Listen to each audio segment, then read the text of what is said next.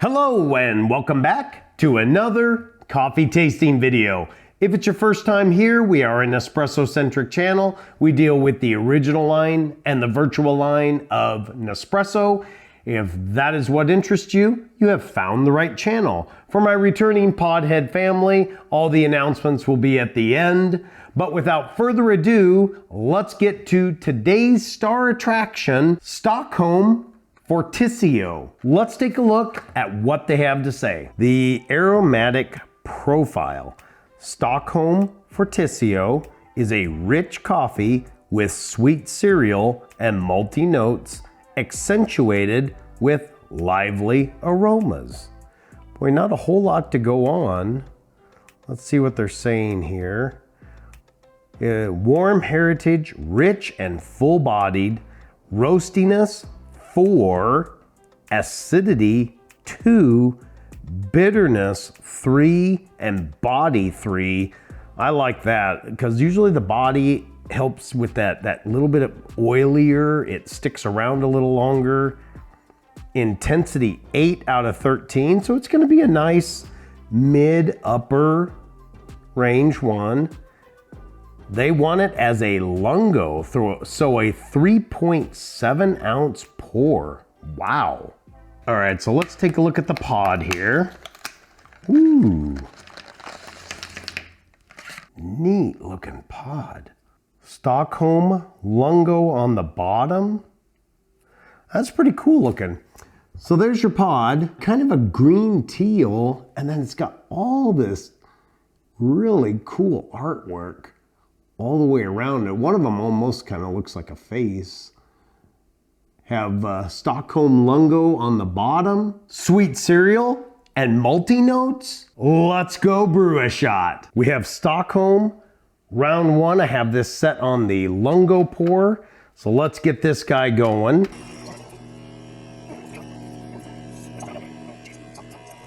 There it goes. Slow-mo. That's so pretty. Our capsule is done. This just barely fit. I'm not gonna describe everything on this one. Let's just go give it a taste. I do want to describe it over here. If this is supposed to be level 8, judging just by color, I would say it's down more around a 6. It's not that dark. Also, stirring the crema in, I didn't notice that it was tended to be thick. They mentioned a lot of body. Usually that's indicative of more oil in there. So I don't know. Let's give it a taste. And Stockholm, round one. Boy, first initial taste, that's it's pretty good. It's got a very, they say sweet cereal and malty. It's definitely a sweeter espresso. You pick that sweetness up right away. It's got a wonderful little pleasant sweetness. They mentioned the bitter bean there. I don't know that I think that it's that bitter. The amount of, I don't know if you say acid bitter that's in there, I think acid was 2 and bitter was 3. It's really got a pleasant small amount of bite. So it kind of surprises me that they list it that high, because to me it's more like a 2. And then whatever that afternote is honestly really nice. It's very smooth. The texture is really nice. It feels almost slick on my tongue. It feels almost like there must be some oil in here. It'll be interesting if we put this with milk, if we see any separation layer, but just judging how it feels on my tongue, it feels like it has a decent amount of oil, even though stirring it, I couldn't detect that. I don't know if it's malty, but it has like almost a, they said sweet cereal. I do taste the sweet. I don't know if I necessarily associate it with cereal, but it's the aftertaste that's honestly, for me, the best part, but I can't figure out what it actually tastes like. Man, that's tough.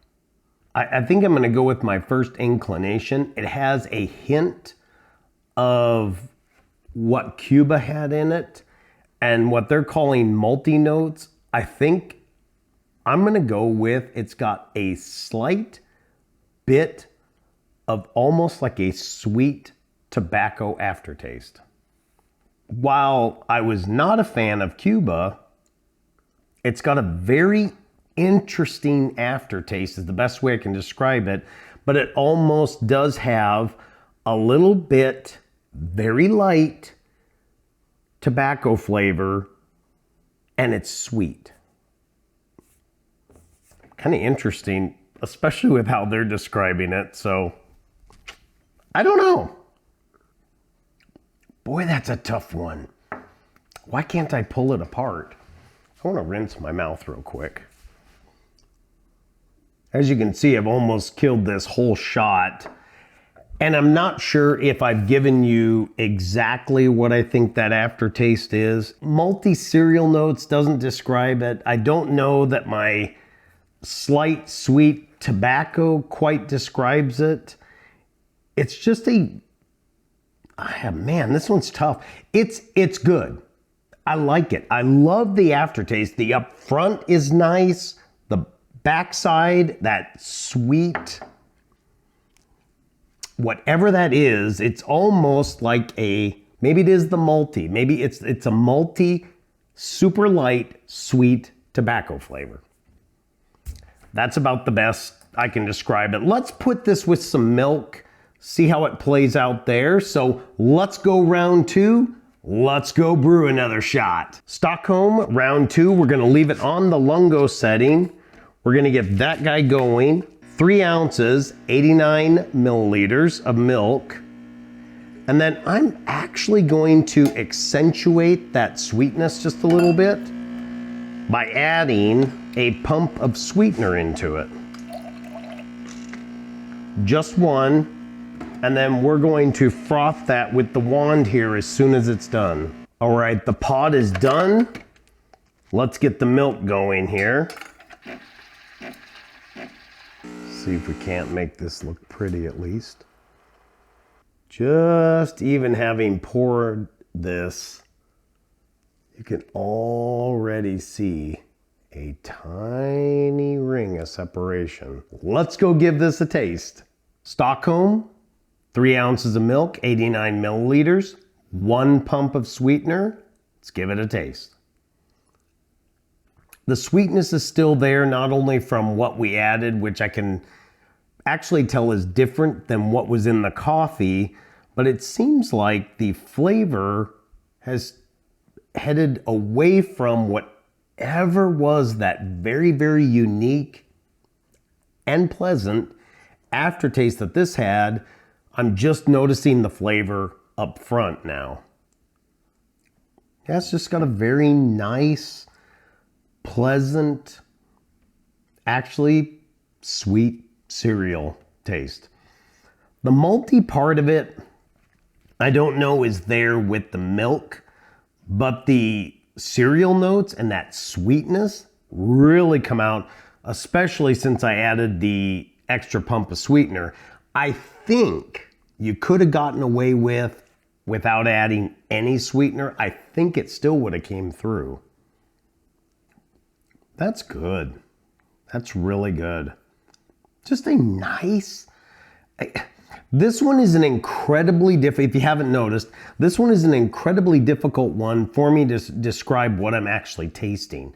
What I'm tasting is very nice. It's very pleasant. It's wonderful.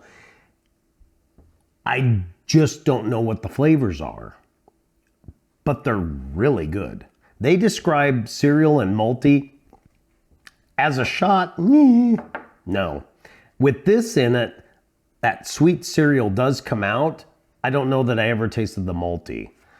So this one is kind of an enigma for me as a pod, but tastes really good.